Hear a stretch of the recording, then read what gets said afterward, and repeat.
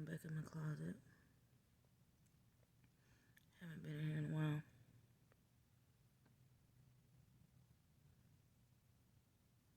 But it's just as peaceful as always. Mainly because there's no sound in here. There's nobody in here. Just me. And God. Resting in His presence. Something that I'm learning to do but has been very, very hard. Excuse me. And it's been hard. But I'm used to always doing something. And, churches are closed. A lot of events or anything is going on. Shows got canceled. So, my level of doing anything has been come down to the bare minimum. I'm not complaining because praying and interceding is just as great. Ministering and singing in the band is just as great. I can't sit here and act like these have not been trying times. It has been hard. And I ask myself daily, because when this coronavirus started, one of the main things I thought about was the difference in people's minds and thoughts about what is going on. Because it has been hard, and I know people have lost things and financially are struggling, mentally struggling. Their families are struggling, marriages are struggling. And in all of this, we're trying to hold on to those small things, so those things that bring us comfort. But I can only say, excuse me, oh my gosh, what is going on with me? I've lost a lot. Friendships, people in general, connections. And one thing I've learned is that you cannot rely on people. And it's not their own faults, because I think that people get excited about things and they want to be a part of things, and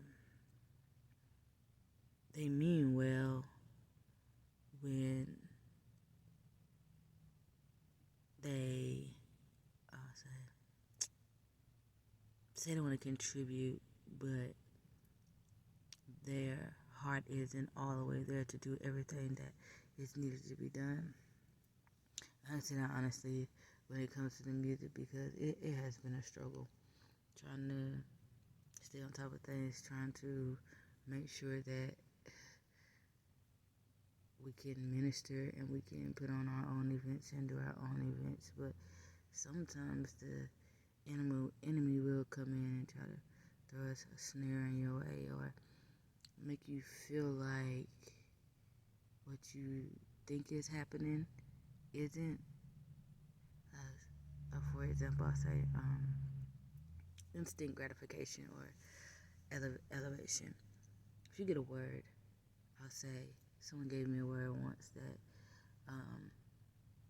our music was going to take off and we were going to accelerate rapidly. And I believe, when God sends you a word, if it's God, He will manifest it and it will come to pass in its own time. But sometimes things can happen instantly, but it can be a distraction. And I can say that truthfully because that happened to us, and I ain't gonna throw no names or anything out there because that's not important. But like I said, we've been doing the music, and we dropped that album in 2018 called The Saga of Ruby. And that's pretty much all the music we've been sharing. That's the music we've been doing when we minister. That's the music that we're promoting. But we did a new album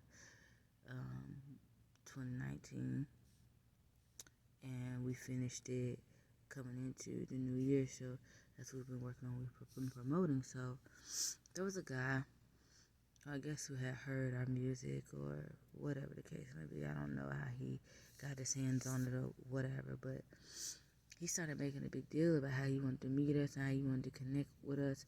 And me personally, I'm very sketchy with people very, very sketchy about people, especially when you come in and the first thing that you're talking about is your accolades and all the things you're doing and all the connections that you have. And I understand having a resume, but when that's the first thing that comes out of your mouth when you meet somebody, it makes me kind of sketchy. But either way, he had been bugging about meeting us and setting up times. So we were ready and we were setting up times, but I kept saying, like, yo, like, if somebody wants me and wants some of my time and wants to connect with me and wants to meet with me, they're going to make time to meet with me, especially if you're the one who's reaching out and saying that you want to work with me.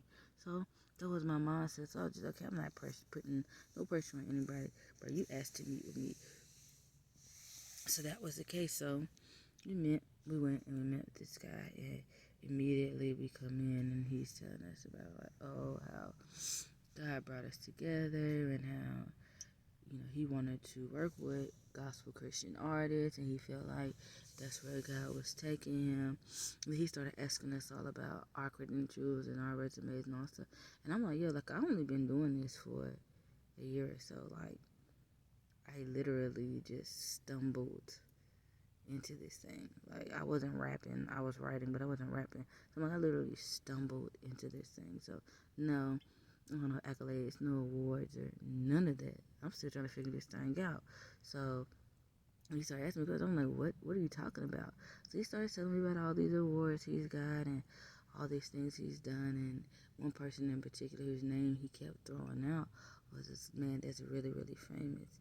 And he had just like got like an award or went into like a Hall of Fame for something for his music. I can't remember exactly what it was, but like he was like lingering hard on this guy's name. So my whole thing was like, okay, we needed studio time, we needed, to record our album, we needed to work. So I was willing to do whatever it took to get in the studio. So we asked him, we was like, okay, so how much are you gonna charge for the studio time? And he's like, oh, don't worry about that. We family. That's your husband. That's my bro. You my sis now. You gotta worry about none of that. We just gonna come to the studio. We gonna work because I want to connect you with all these people that I know. So I'm like, okay. And at first, after we left, and I'm like, okay, I'm listening to Barry, and he's saying all this stuff. And I'm like, that sounds all good, but if you have to build yourself up by saying somebody else's name in place of your own, yeah, that's not a good look. And then I'm the type of person where, especially if you throwing anybody's name out there and saying that your name is connected, I'm going to do the research. I am going to look. And if I don't see your name, it's going to make me wonder, like, okay, like, yeah, you was definitely using this man's name to boost yourself up, to make you seem like you was, this great person. That's not to say that he wasn't, but he didn't do nothing for me. He didn't follow through with his word. He didn't do what he said he was going to do. But even in all of that, though, like, I was willing to, pay for my studio time, pay for, my time to record. Cause that's all I really wanted. I wasn't looking for no record deal. I wasn't looking for no connections or to be connected with no music artists. Because, one, I didn't even know this guy was connected or heavily connected, whether he was or he wasn't. I wasn't looking for that. But the fact that he tried to make it seem like, oh, this was divine. God sent us together. God brought us together. But God went all the way out the window when it was time to work. God, wasn't even a question. We wasn't brothers and sisters no more. We wasn't family no more. We was thrown to the wayside. And I realized in that, like, God always shows me things or gives me, warnings. And when I have dreams or impartations, I always immediately ask God, like, what are you showing me? Looking for interpretation or a breakdown of what I've seen. But I always tell my husband, one thing I always look out for is if I've just had a dream of God is just showing me something of things happening too quickly afterwards. Because if it happened too quick and you're not really focused, you're not thinking, you'll jump and you'll put your hands in something that you ain't even supposed to be touching. And I feel like that's what happened with that guy. I said, like, not telling this story to, making anybody look bad or, to put anybody out there. But I said it's just a wake up call that, that God works in mysterious ways, and when He tells you He's going to do something, always have to be aware of how God does things and how God operates with things. And sometimes the enemy will try to, send a snare in your way and try to cut you off and try to block you off from your blessing, try to block you off from what you getting because your focus, isn't right because you're already questioning your minds, already all over the place. You already may be confused. And with everything that's been going on, like I thought about that the other day, and I thought about just how easily the enemy can creep in, and how we're all in this quarantine. And one thing that I hear a lot of people saying is that, man, like I feel like since this COVID-19 has happened, or since we've been quarantined, that I've really lost my relationship with God, or I really haven't been connecting with God in the way that I should be. But that was like the greatest fear of shutting churches down and shutting down institutions and going online and doing it live from your home because people can't come out, and you have those people who are just I don't know how to explain it because I don't want to say the wrong thing and make it seem like there's something wrong with these people because they want to be connected, and they feel like they need to be in the house because fellowship is what's needed. We need to fellowship. We need to connect with our fellow brothers and sisters in Christ and our leadership and all that. But I said it makes you wonder, and you know it makes you afraid for people's souls, for people's minds, that you need a building where you need other people to get connected with God. You need other people around you, other people praying with you, other people laying hands on you for you to get connected with God, and that's not okay. It's and like I said, that's not to call anybody out or to bash anybody or to make anybody feel bad. But like I said, the question becomes is, what are you doing in your spare time? What are you doing when you're at home? Are you praying? Are you getting in your word? Are you getting in the presence of God? Are you seeking after God? Are you just waiting until Sunday morning or Wednesday night or whenever your church has meetings to get your fill? To get that connection, to hear from God, to get a word. But God is always talking. God is always giving revelation. You just got to seek it. And we can't always seek after man to give it to you. Because I can be honest, I'll say that since we've been in this quarantine, we've been having prayer meetings almost every Friday night. We start off on Thursday, but we moved to Friday nights, to make it easier for everybody going into the weekend. But ever since that we've had these meetings, we didn't know what was going to happen. Like the woman who put it together, she was saying, she didn't know what was going to happen. She was just following what God was telling her to do. She was just following what God was leading her to do. She didn't know what was going to happen. When we actually got into her home, we started meeting and we started praying and, seeking God to bring heaven to earth, allowing us into His presence, allowing us up into the third heaven to connect with, Him on a deeper level, to hear His heavenly voice, to connect with Him spiritually. And like I said, that God honestly worked in me in a mighty way. That God really fell on me in a mighty way, in ways that I wasn't even expecting. But I knew that it was because we were in this quarantine and there were no distractions, there was no blocks, there was nothing keeping me from really breaking free and really allowing God to use me and to really flow in me. And I was telling her, I was like, it is so hard to be the best that you can be for yourself and fill up for yourself and and, and, and get a word for yourself or to feed yourself when you're always pouring out for other people.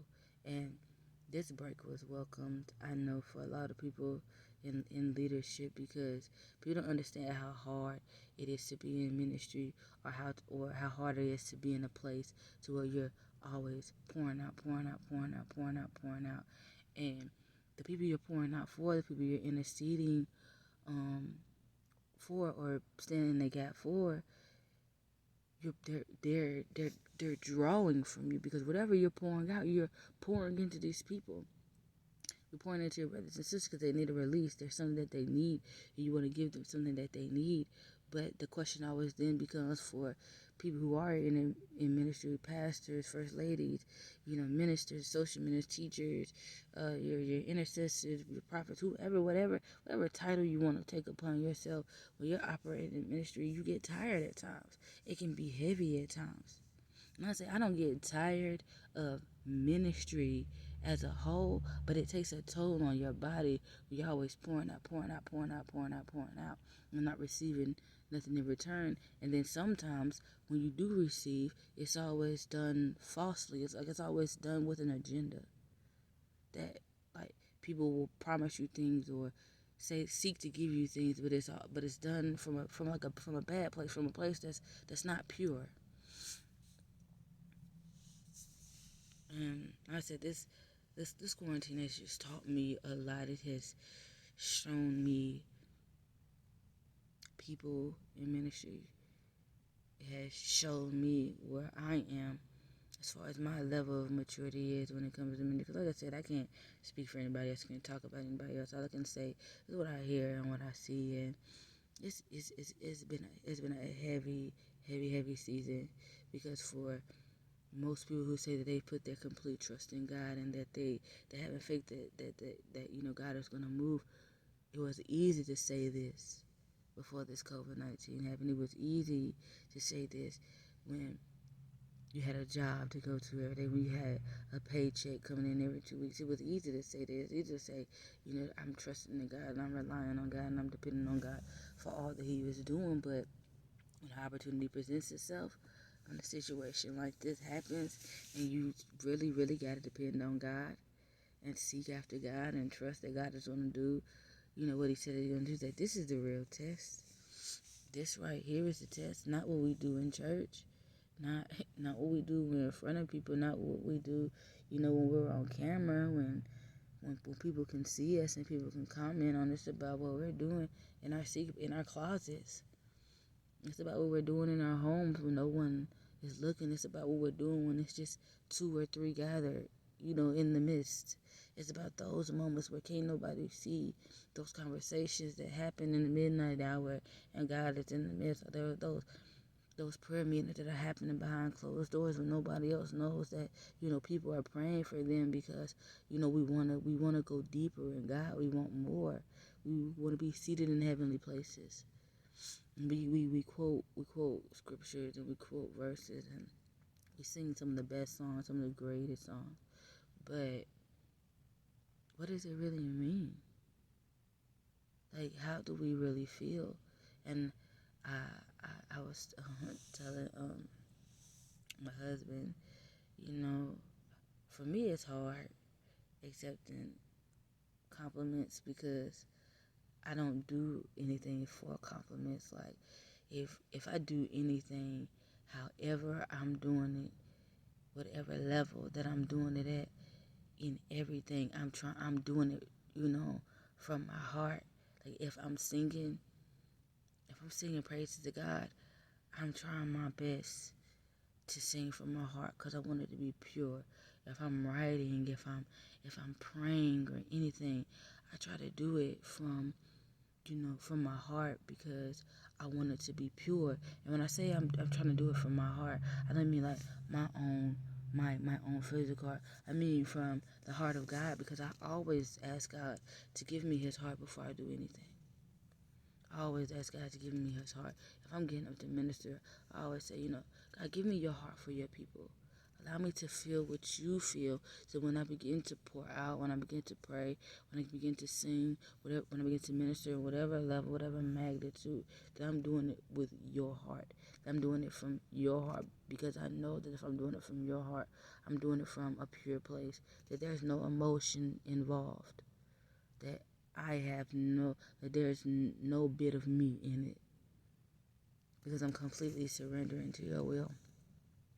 And that has happened so much for me in this quarantine. Like, I thank God for what He's taking me through. I thank God, for the process and all the things I'm seeing that are happening, because God is moving. And despite of what people may think, God is, you don't want to believe God is real. You don't want to believe that Jesus is real, but testimony doesn't lie. Real life situation doesn't lie. And for people who say, well, God didn't show up for me in this area, God didn't show up for me in that area, listen, you're never going to get every single thing that you want, because life is not perfect. If life was perfect, why would we need God? Why would we need each other? Why would we need to lean on one another? If life was perfect, we would be just doing our own thing, living our own lives, going on about our everyday with no care in the world. But this world isn't perfect. It's not perfect at all. So yes, there are going to be times that you pray to God and you ask for things and you don't get it. Or you seek after things and it doesn't happen. But every bad thing that happens to you in life isn't God. Every unanswered thing in your life isn't God. Maybe you didn't need that thing. I can only speak for myself. God ain't never done me wrong. And I've had my time where I turned away from God, where I didn't understand, and I realized I was turning away from God for the wrong reasons, that I was mad at church. I was mad at church people. I was mad at people around me, people who didn't do the right things. But I had to realize that God and man are two completely different things. That man is flawed. And then we understand that man is flawed, we will stop putting men on pedestals and expecting them to be what we want them to be, and walk in a light that we have set for them, and understand that they are man. They are man called to a place, and when they operate, that it is God that is operating through them, not them operating in their own flesh. So you have to understand that when they come down out of that pulpit, or when they come down off of that place of ministry, that whoever they are in this world, whoever they are in their fleshly being, that you have to allow them to be that person so that God can work it out through them. You can't judge them. You can't put a mark on their forehead and blame them for every bad thing that they do just because they have a call from God. There are so many people who have calls from God who are tainted, who are so flawed, who have done so many things wrong. But that doesn't mean that God can't speak through them. I ask God every day why He chooses me, because I know I do jacked up stuff. I know I do messed up stuff. I know I do not do everything that God tells me to do outside of ministry, I'll say. I know I don't do everything that God tells me to do. I don't always follow the right path. I always follow the right routes. But God still chooses to use me. I can do something stupid that day, hours before I got to pray or minister, and God will still follow me in the most powerful way and use me, because who I am in my flesh is nothing compared to who I am in my spirit and who He has called me to be. We all got to understand that, though. No matter what you want to believe in, whether you think what I believe is true or real, I don't really care. Because I'm still going to believe what I believe. I'm still going to walk the way that I'm walking, because it ain't never failed me. It ain't never steered me wrong. Even when I walked away from it, it didn't walk away from me. And that's just, I guess, my spill. God is good. And He never fails. I think I'm about to go listen to some gospel music or something. My sister be coming over here, y'all. And it'll be the craziest thing, because she be pulling gospel songs out the hat. Songs that I ain't thought about in years. Matter of fact, she came over today and she was singing Hezekiah Walker, In My Name. And I was like, where did you come up with this? But I told her, I was like, it's because of her, that when I be going to my prayer meetings, that when they want to sing a song, I be having a song to sing because she'll always come in and bring up some song from way back in the day. And they be wanting to do hymns sometimes, but I don't be knowing hymns. So I try to think of a song that I know that's like, not modern day, but, back in the day when I was singing in the youth choir. But she came in here singing Hezekiah Walker in my name. And I was like, wow. Because it hit so close to home. Because it's like, dang, you don't realize how those songs make you feel when, they get into your spirit. So, y'all, I've reached my limits on this video. And I don't want to lose any of this feed. So, I'll get back to y'all soon. Thanks for tuning in. See you later. Ruby out.